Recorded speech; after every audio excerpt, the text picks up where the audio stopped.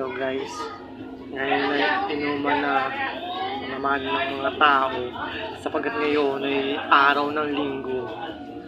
Okay guys, sa mga nagiinuman sa ngayon, good evening. Ay, good afternoon pa lang pala kasi 5:23 pa lang ng gabi. Magagabi pa lang. Okay. At wala na naman tayong extra dito. Wala tayong extra. Kasi wala pa munang project na pinapasukan. Kasi nga pa utal-utal kapag di kumpanya.